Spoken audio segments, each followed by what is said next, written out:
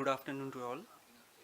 I'll be talking about first-line Lorlatinib versus Crizotinib in advanced ALK-positive lung cancer, the CROWN trial.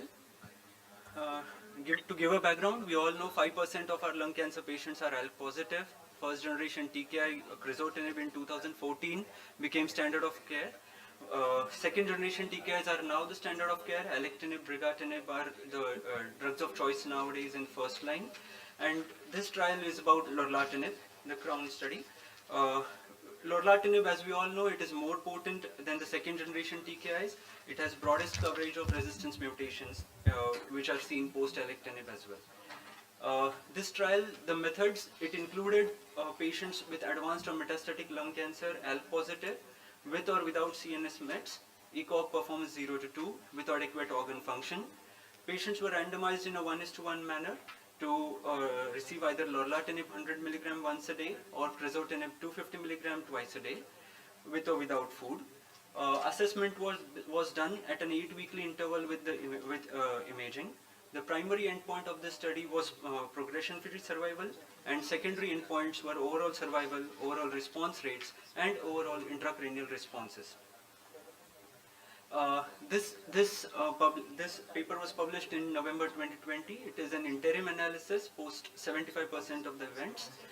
Data cutoff date was 20th of March 2020, and patients were recruited between May 2017 to February 2019.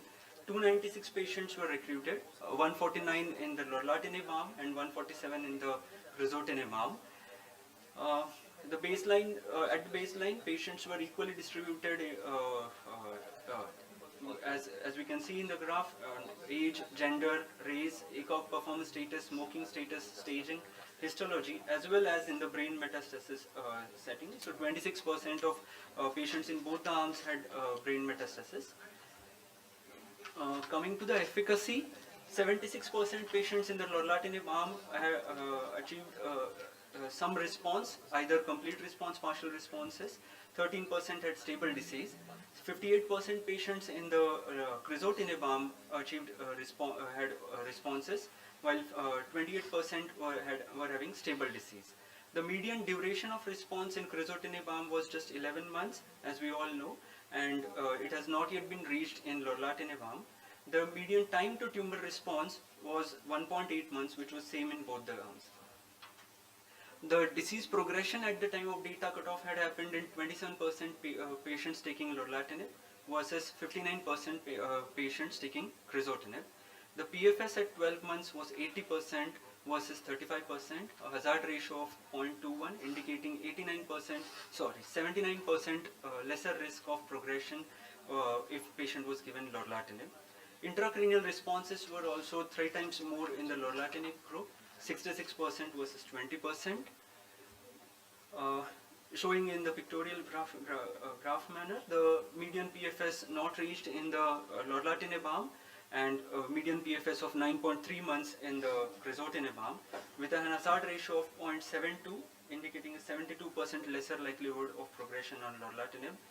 The CNS progression-free survival at 12 months was also significantly better in the Lorlatinib arm, with only 4% or 2.8% of patients on Lorlatinib had progressed in CNS at 1 year, as compared to 33% of patients or 40% of patients in the Crizotinib arm. This is again showing the same, that only 2.8% versus 33.3%.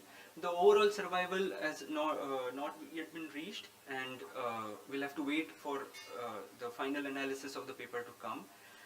As of this data cutoff, both the arms were doing equally well. Coming to the safety, the last part of the results, we know the toxicity profile of Lorlatinib: hypercholesterolemia, triglyceridemia, edema, weight gain, peripheral neuropathy, cognitive effects, mood effects, hypertension. These were more frequent, significantly more common in the Lorlatinib arm versus as compared to Crizotinib. Multiple side effects of Crizotinib are also known: diarrhea, nausea, vision disorders like trailing lights and flashes are common with Crizotinib. Vomiting, constipation, increased ALT, AST, dysgeusia, bradycardia, QT prolongation. These are known with Crizotinib, and those were again seen in this study as well. Coming to the discussion, we all know that the median PFS with Crizotinib is around 11 months, that with Ceritinib in the ASCENT trial was around 16 months, with Brigatinib and Alectinib were 24 and 25 months, and Lorlatinib we have not yet reached the median PFS, but that we will get to know in the coming papers. So based on these results, Alectinib and Brigatinib have become the first choice now, but we do not know what we have in future. So the magnitude of benefit relative to Crizotinib appears to be at least as good with Lorlatinib as with other second generation TKIs, where 50% lower risk of progression was seen with other second generation TKIs, around 72% lower risk of progression is seen with Lorlatinib. This may be a point for Lorlatinib to be taken as first choice drug or first line agent, but we don't have the OS data yet or even the final PFS data. The complete intracranial response rate was also much higher with Lorlatinib, a 71% complete intracranial response as compared to 38%, 28% and 27% with Alectinib, Brigatinib and Ensartinib. This again makes Lorlatinib a better drug, better choice in especially patients with CNS disease. The safety profile, no new safety indicators or no new adverse effects were identified in this study.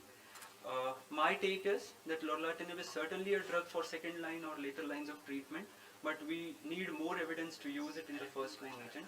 It can be used in patients who have got CNS mets at presentation. Thank you.